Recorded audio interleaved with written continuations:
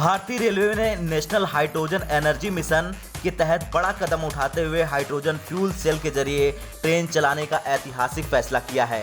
Indian railway organisation of alternate fuel ने उत्तर railway के 89 किलोमीटर सोनीपत जिंद सेक्शन में एक डीजल इलेक्ट्रिकल मल्टीपल यूनिट को रेट्रोफिटिंग करके हाइड्रोजन फ्यूल आधारित तकनीक के विकास के लिए बोली मंगाई है। भारत में शुरुआत में डेमू गाड़ियों के 2 रैंक में बदलाव करके हाइड्रोजन फ्यूल सेल लगाए जाएंगे। बाद में नैरो गेज के engine hydrogen fuel cell system में तब्दील किए जाएंगे। इससे लोको पायलट को भी किसी प्रकार की परेशानी नहीं होगी। डीजल से चलने वाली डेमू को हाइड्रोजन सेल तकनीक में बदलने से न सिर्फ सालाना 2.3 करोड़ रुपए बचेंगे, बल्कि हर साल 11.12 किलो टन नाइट्रोजन डाइऑक्साइड यानी NO2 और 0.72 किलो टन कार्बन कणों का उत्सर्जन कम होगा। यह अब तक का सबसे ज्यादा स्वच्छ ऊर्जा मॉडल माना गया है। इस प्रयोग के सफल होने के बाद डीजल से चलने वाले सभी इंजनों को हाइड्रोजन फ्यूल सेल इंजन में परिवर्तित किया जाएगा।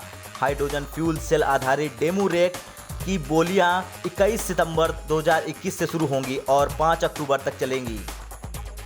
बता दें कि देश में हाइड्रोजन मोबिलिटी को बढ़ावा देने के लिए हाइड्रोजन एनर्जी मिशन के तहत रेलवे ने बजट में हुई घोषणाओं को ध्यान में रखते हुए बड़ा कदम उठाया है।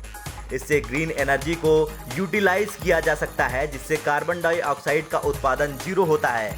ऐसे बहुत कम देश हैं जो पावर जनरेशन में इस तरीके का इस्तेमाल कर रहे हैं। मौजूदा समय में दुनिया के कई देशों में इस तकनीक की बैटरी का इस्तेमाल किया जा रहा है।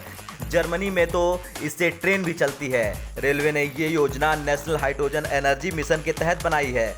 रेलवे का लक्ष्य 2030 तक भारत में रेलवे को कार्बन उत्सर्जन से मुक्त करना है और इसी तरह के एक इंजन से रेलवे को सालाना करीब 2.5 करोड़ रुपए की बचत भी होगी और कार्बन उत्सर्जन भी नहीं होगा।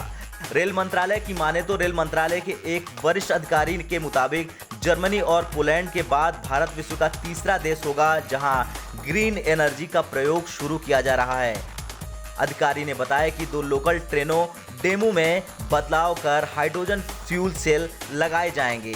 बाद में नैरो गेज के engine hydrogen fuel cell system में परिवर्तित किए जाएंगे। ब्यूरो रिपोर्ट, भारत तक।